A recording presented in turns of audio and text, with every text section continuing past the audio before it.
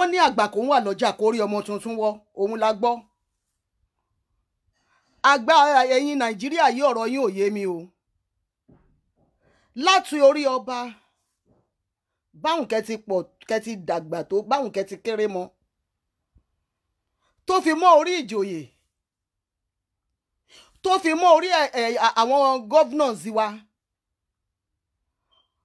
Mi ò bìlífù pé àgbà kankan wà nù yín o. Tí orí ọmọ tuntun yín tó ń wọ́ ní ọjà. Ṣé ọ̀rọ̀ owó yìí náà ní ó wá tẹ̀ jẹ́ kó ní kálukú mọ nǹkan tó fẹ́ ṣe mọ́, torí kò yé mi. Kò yé mi o. Kò yé mi ibi tí Yorùbá ń darí tó ń dorí lọ kọ báyìí.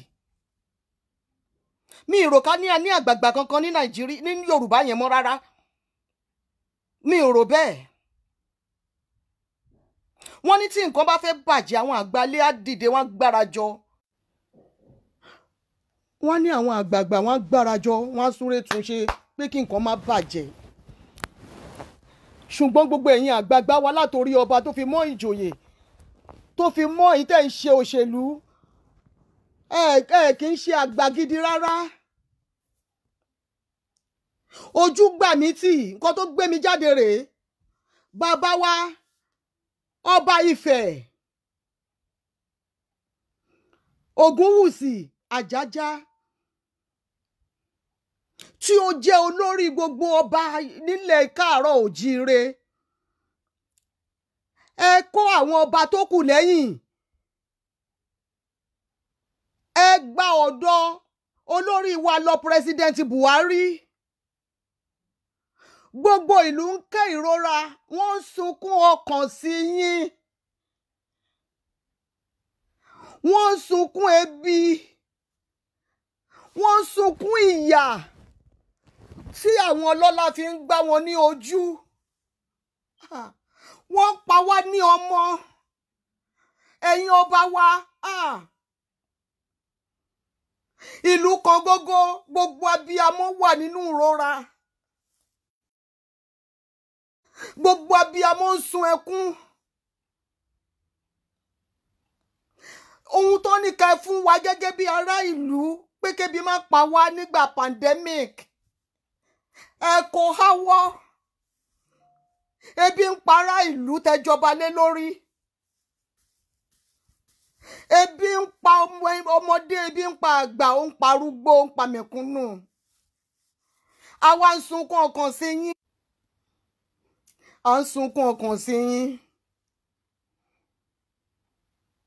Àwọn ọmọ wa wọ́n tanná, wọ́n wá ibi tí ẹgbẹ́ fi gbogbo oúnjẹ tí gbogbo ìlú máa jẹ, wọ́n wá ibi tẹ́ kó sí, wọ́n dẹ̀ bẹ̀rẹ̀ sí ní kó nǹkan wọn ní ohun tó jẹ́ tiwọn.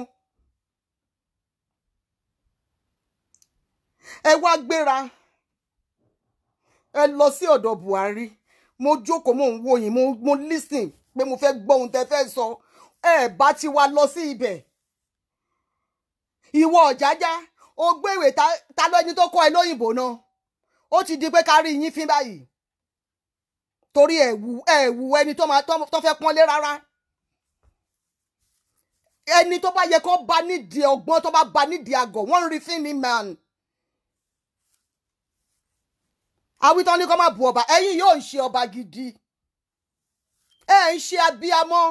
Ẹ bá mi pín fídíò yìí kó viral. Ẹ jẹ́ kí bàbá gbọ́.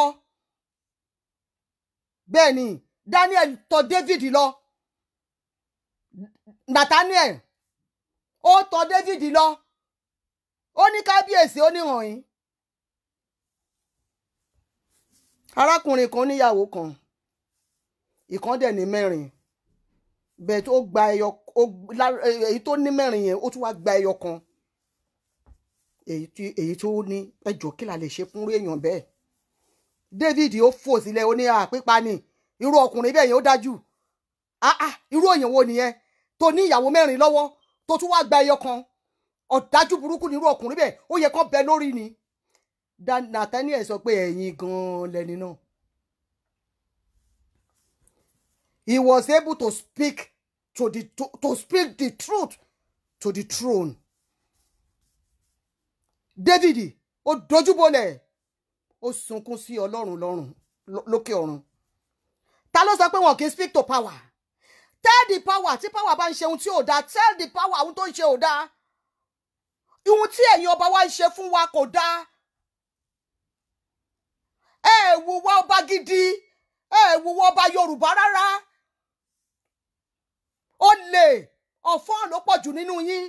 Yíwèé gbẹ́wìrì. Òun ni yín báwọn kẹ́ ti pọ̀ tó. Ẹ ń ṣe ọba gidi. Ẹ kì í ṣe ọba gidi. Ẹ ń ṣe ọba. Ọba olè ní gbogbo yín. Ọba 419. Ọba tí Ifá òyàn. Òun ni yín. Torí tí Ifá bá yàn yín ni. Ẹ tọ́ bó ṣe yẹ kẹ́ tọ́. Á rí bó ṣe yẹ kó rí. Ọba gbéwìrì ní gbogbo yín, èmi ni mo sọ bẹ́ẹ̀. Ẹni tó bá fẹ́ fèsì mi ẹ jẹ́ kó fèsì mi. Speak to the power. Kí ni nǹkan náà? Ó wà nínú Bíbélì. A sọ òtítọ́ ọbẹ̀ fún David. Wípé ó gba nǹkan ní nǹkan mọ́ tiẹ̀. Ta ló sọ pé wọn lè bọ́ bá sọ̀rọ̀? Níbo lẹ ti rí? Mi ò go beyond the Bible. I am still within the Bible. I am speaking truth to the throne. Ẹ ń gba nǹkan ní nǹkan mọ́ ti yín. Gbéwìrì ni yín, olè ni yín, ọ̀fọ́n. Ẹ̀yin ọba ọ̀fọ́n. Ọba tí wọ́n tọ́ lè fi gbàdúrà ọba. Ẹni tó bá máa bú mi kó bú mi, I don't care. Ẹni tó bá máa bú mi kó bú mi pé wọn kì í bú ọba. Ọba òun náà kì í bú. Ọba tó bá wà lórí ìtẹ́ tó ṣe bó ṣe yẹ kó ṣe. Kò sí ẹ̀sẹ́ni tó máa bú. Ṣùgbọ́n èyí tí ó bá yẹ kó ṣe, tí expectation wa tí kò bá meet ẹ̀, tell him the truth. Àwọn ọba tó wà ńbẹ̀ yìí láti orí Ọ̀jájá ẹ ń ṣe ọba gidi. Àwọn wo lẹ jọba lé lórí? Ebi ń pa àwọn tẹ́ jọba lé lórí. Ẹ ń dagbádá òfò káàkiri. Ẹ ń gbé ọ̀pá àṣẹ ta ló fi lé yín lọ́wọ́? Ẹ wá bọ́ síta kẹ́ búra tó bá jẹ́ pé Ifá ló yàn yín. Láti bọ́hùn kẹ́ ti pọ̀ tó. Nígbà tí Ifá yàn, ìlú ń túbà ó ń túṣẹ́. Ẹ jẹ ọba, ìlú ò túbà kò túṣẹ́. Kò sí ẹni tó lè bọ́ ìyàwó tó lè bọ́ ọmọ mọ́ nílùú Nàìjíríà. Ẹ sọ àwọn ọmọ wa dìdàkudà nítorí ìjẹkújẹ tí yín tẹ́ fẹ́ jẹ. Ẹ sọ àwọn ọmọ wa di aṣẹ́wó. Ẹ sọ àwọn ọmọ wa di gbéwìrì. Àwọn wo lẹ jọba lé lórí? Àwọn wo lẹ jọba lé lórí? Ẹ wá dé ọ̀dọ̀ Buhari. Ìwọ Ọ̀jájá, mo pè é lórúkọ. Ó wá ń sọ fún Buhari pé you want to work hand in hand with Buhari. You are supporting Buhari with everything tó ń ṣe. Àbẹ́tì mi ni. Àbí òyìnbó mi ni ò múnádóko bí àmì ò gbọ́ dáadáa. But I think I heard you well. Tó ń sọ wípé you are ready to work hand in hand with Buhari. Dédé kẹ́ lọ sọ ẹ̀dùn ọkàn àwa ọmọ yín fún wọn. Wípé you are not happy with the way Buhari is treating us. Ọ̀jájá, bàbá gbogbo Yorùbá, ó dé ibẹ̀ kó bú agbádá sílẹ̀ kó bẹ̀rẹ̀ sí ní pòṣàn pẹ̀lú Buhari. Kí gbogbo wa máa gbọ́ pé yes, no thank you. Wípé a ní aṣíwájú ogun. Ó débẹ̀ níṣẹ́ lè ṣe jẹ̀rẹ̀gẹ̀jẹ̀ nítorí iye tó fẹ́ fún yín. Nítorí owó, Bíbélì ti sọ. Ó lówó ní gbòǹgbò ẹ̀ṣẹ̀. Money is the root of every evil. Money is now controlling you. And you cannot speak the truth again. Nítorí ohun tẹ́ máa jẹ. Nítorí owó tí ìyàwó yín máa ná níwájú eléré. Ìyàwó ìwọ Ọ̀jájá á wà níwájú eléré for good 40 minutes. A máa ná owó. Níbo lẹ ti rí? I question. Níbi tẹ́ ti rí owó náà tí ìyàwó ẹ̀ ń bà ná tó yẹn. Tí kì í ṣe eléré kan, tí kì í ṣe méjì. Tó máa wà níwájú eléré non-stop for 40 minutes. Tó máa ná owó níwájú eléré. Is that because of that? Tẹ́ fi kó ẹ̀mí gbogbo àwa Yorùbá lọ sí odò ẹran pé kó máa lọ pa wá? Is that because of that? Lẹ ṣe kó ẹ̀mí gbogbo wa, lẹ fi kó lọ sí gbàǹjà odò ẹran pé ó yá slaughter them. Àwa sọ pé àní ọba my foot. Mo ní ọba my foot. Ẹni tó bá fẹ́ fèsì mi torí tó bá wí tán wọ́n ní wọn kì í bú ọba dà. Níbo lọba náà gbé wà? Ọba tó jẹ tí ìlú òtòrò, ọba tó jẹ tí ìlú òtúbá, and you call that a king? Ọba tó jẹ tí ẹ̀jẹ̀ ń ṣàn tí ò dé bojú ẹ̀yìn, you call that a king? You are not a king. Ọ̀jájá, mo fèsì ẹ, mo pè ẹ́ lórúkọ. Ẹni tó bá máa bú mi kó bú mi, I don't care. Tó bá yá ojú gbogbo yín àlà. Ṣé ohun tó yẹ kí ọba yín lọ sọ ní ọ̀dọ̀ Buhari nìyẹn?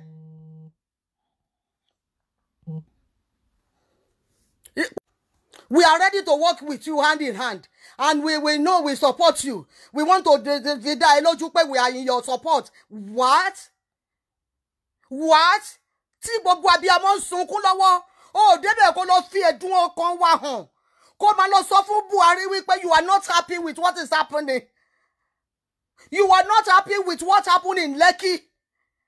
They are killing your children. Those you call your children have been killed. Instead of you getting there and telling him the truth of the matter, you are saying you support him. You are 100% in support of what Buhari is doing to your people. And you want to tell me you are a king? Which king? Money, which king? Tí Ọlọ́run bá wà lókè ọ̀run, ó mọ bó ṣe ń dì pẹ̀lú irú ẹ̀yin báyìí. Ó fa ìjọba Sọ́ọ̀lù yá. Kí ni Sọ́ọ̀lù ṣe? Ìlú tó ń lọ yẹn lọ parun fún mi. Mi ò fẹ́ rí kó o gbọ́dọ̀ mú nǹkan kan bọ̀. Ìgbà tí Sọ́ọ̀lù débẹ̀, ó ṣe bá Ọlọ́run fi ìlú náà lé lọ́wọ́. Ńgbò débẹ̀, àwọn nǹkan tó ṣọ́ra. Àwọn ẹran tó dùn. Irú ìtẹ́yìn ṣe yẹ̀yìn ó lè wọ̀ bílíkì wọ̀ bíyà. Irú yín ti wà nínú Bíbélì tẹ́lẹ̀.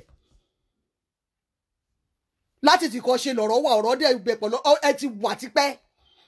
Ọ̀rọ̀ Ọlọ́run ò yí kò padà. Irú yín ti wà nínú Bíbélì. Gbogbo ọ̀rá tó dùn, gbogbo ọmọge tó wà níbẹ̀, gbogbo ẹ̀ ló kó mọ́ra. Ó ní Ọlọ́run náà ni. Torí Ọlọ́run láìkè ọrẹ púpọ̀. Láti fi sacrifice Ọlọ́run, ó purọ́ mọ́ Ọlọ́run. Samuel sọ pé ìgbọràn ó sàn ju ẹbọ rúrú lọ. Ju ọ̀rọ̀ àgùntàn lọ. Ọlọ́run ò sọ fún ẹ pé òun fẹ́ jẹran. God said, don't take anything from there. For that reason, àfàjọba ẹ̀yà. Ìjọba yín máa fàyà. Torí ẹ ti kó irú mọ́ pọ̀ mọ́ ṣàpọ̀n. Ohun tí ò yẹ kẹ́ kó mọ́ra ẹ ti kó mọ́ra ogun yín. Ọlọ́run máa fa ìjọba yín ya. Gbogbo yín báwọn kẹ́ ti pọ̀ tó. Ọlọ́run máa fa ìjọba yín ya. Ẹgbẹ́ àbẹ́dàhùn. Ọlọ́run fa ìjọba ẹ̀ ya. Élì, òjíṣẹ́ Ọlọ́run pọ́nbélé ni. Tó ń gbọ́ ohùn Ọlọ́run gidi.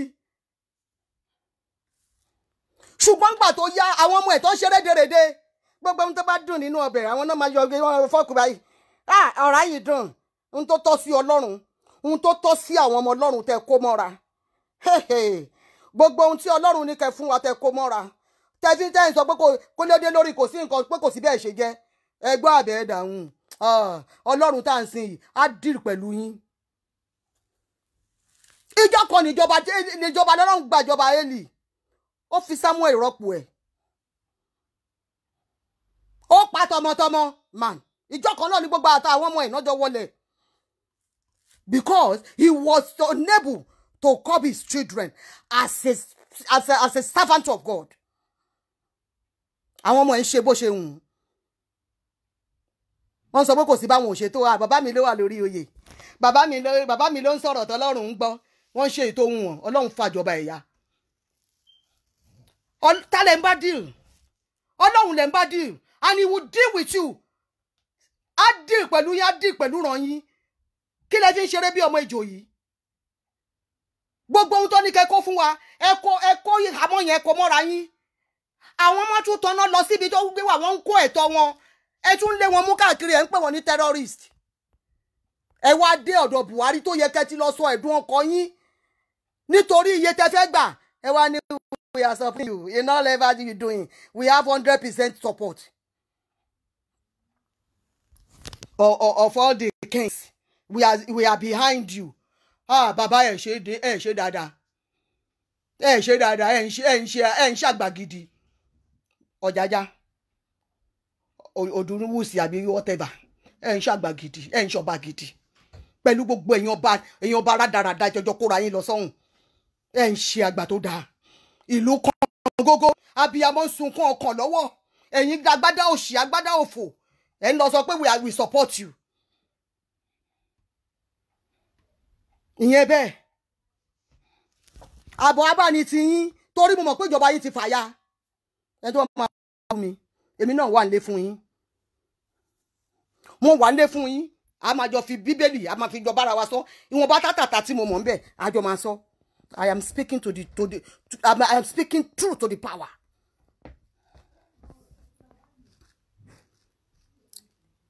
Ẹ ǹlẹ́ o bàbá Buhari. Mo mọ̀ pé gbogbo ohun tá à ń sọ lẹ̀ ń gbọ́. Bẹ́ẹ̀ tí yín bá tẹ̀ ti di tí kò ní nǹkan wà ń bẹ̀.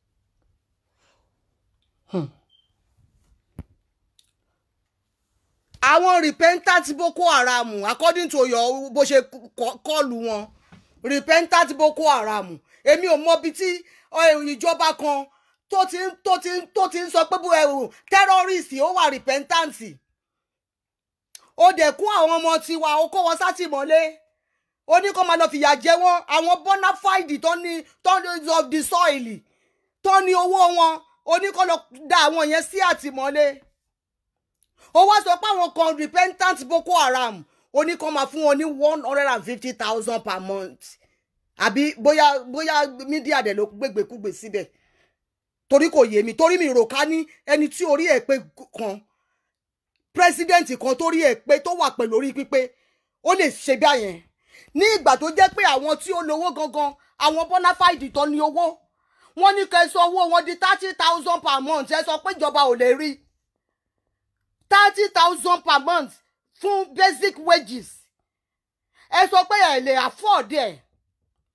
Ṣòwòrẹ́ ó suggest 100,000.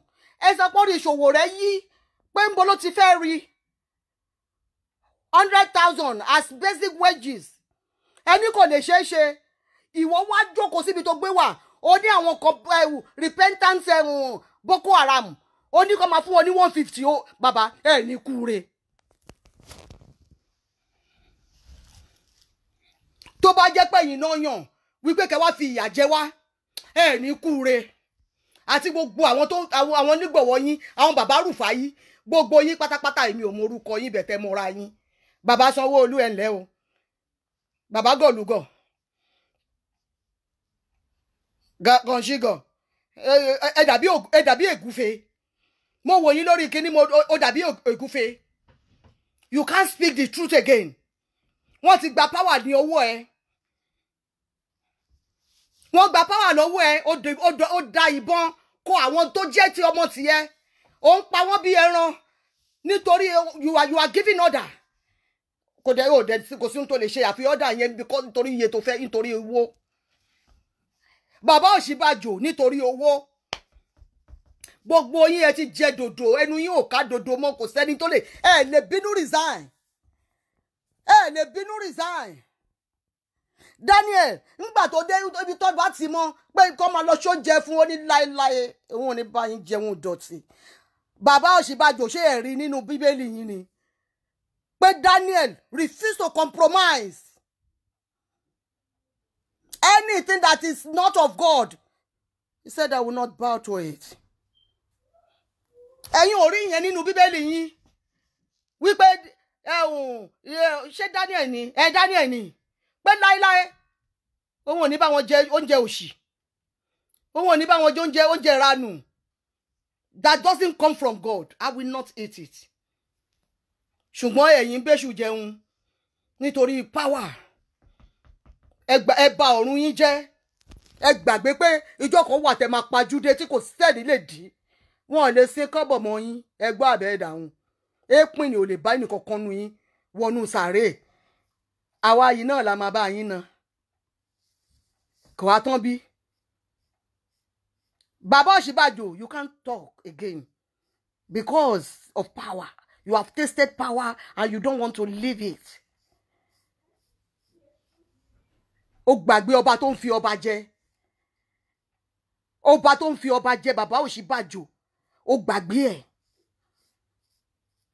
Ó gbàgbé ẹ̀. Wọ́n ń pa àwọn ọmọ yín, inú yín dùn. Ha! Kò sí kankan nínú yín tó wúra. Wọ́n tún wá sọ pé máa san 150,000 fún repentant Boko Haram, and you are still there. You are still with these people. I question your Christianity. You are not a bona fide born again. A born again Christian. Láyé kò ní bá wọn jẹ oúnjẹ wọ̀ sí. Báwọn kan jẹ náà ti lọ́ra tó kò ní bá wọn fẹnu kàn. Joseph did the same thing. Wọ́n la ìdílé fún pé kó kọjá ó lé mi. Me, I will not sin against my God. Ìyàwó Pọ́ntífà palẹ̀mọ́ ara ẹ̀mí ní nǹkan kan ṣe pẹ̀lú ẹ o. Ó bá kókó síwájú kókó sẹ́yìn. Èmi ò ní Ọlọ́run ò ní jẹ́ kí n bá wọn ṣe. He paid dearly for it, but at the end of the day, he got to his destiny, his destination. Rí gbogbo wọn yẹn nínú Bíbélì yín. But when you had encounter with Jesus Christ, only all things is past. Only come and new things. Ẹ̀yin ò rí yẹn nínú Bíbélì yín kọ̀rọ̀ bẹ́ẹ̀. Ńṣe lẹ gbàgbádà Kristẹni ilẹ̀ tẹ́gbẹ́ ti jìbìtì wọ̀. Ọ̀run dúró dè yín. Ó ń dúró dè ẹ́. Ọ̀ṣínbàjò, ọ̀run dúró dè ẹ́. You are a disgrace to Christianity. A very, very big disgrace. Wọ́n fi ebi pa àwọn ọmọ ẹ. Wọ́n fi ebi pa àwọn ọmọ ẹ. Ọ̀ṣínbàjò ṣó fẹ́ ní ò gbọ́ pé wọ́n fún palliative, wọ́n fún gbogbo ìlú. Ó gbọ́ bẹ́ẹ̀. Ó jẹ́ wá gbọ́ wípé àwọn aráàlú ń kégbe pé bí ń pa àwọn. Wọ́n fún wọn ní búrẹ́dì ẹyọ kan, wọ́n fún odidi street kan ní búrẹ́dì 10 pé kọ́ ṣíà. Tí ìwọ dé mọ̀ wípé kì í ṣe búrẹ́dì kan náà fún wọn. Ó jù bẹ́ẹ̀ lọ ò pariwo síta Ọ̀ṣínbàjò. You are a disgrace to Christianity. I question the spirit that is operating in you. Where are thou? Olúwa ń béèrè lọ́wọ́ ẹ Ọ̀ṣínbàjò. Where are you? Where did you stand?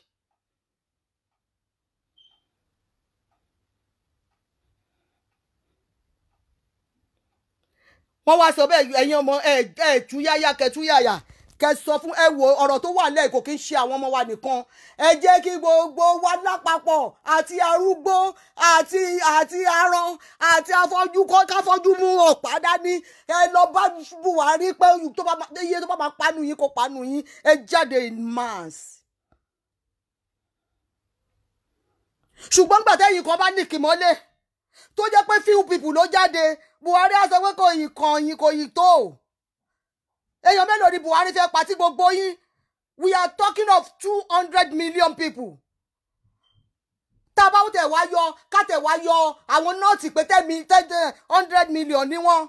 Ẹ̀yin 100 million tó kù tẹ wà ní south àti east níbo lẹ wà? Níbo lẹ wà nínú 100 million? I am not talking of 10 million.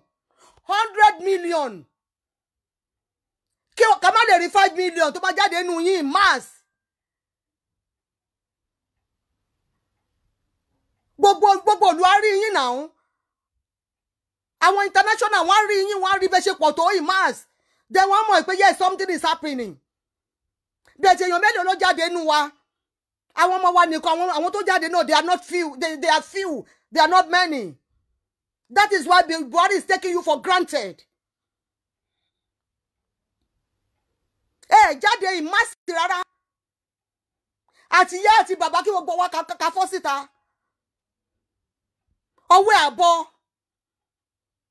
tó bá kí ṣe pórí èèyàn yìí repentant Boko Haram òun fẹ́ fún ní 150 and you ẹ dẹ̀ máa jókòó síbẹ̀ ẹ máa jẹ́ kó ṣe ẹ máa jẹ́ kí Buhari ṣe táwọn ọmọ tí yóò dẹ̀ lè gba 30,000 lóṣù. You want that to happen? I don't know what to say again. Ọ̀rọ̀ yín sú mi.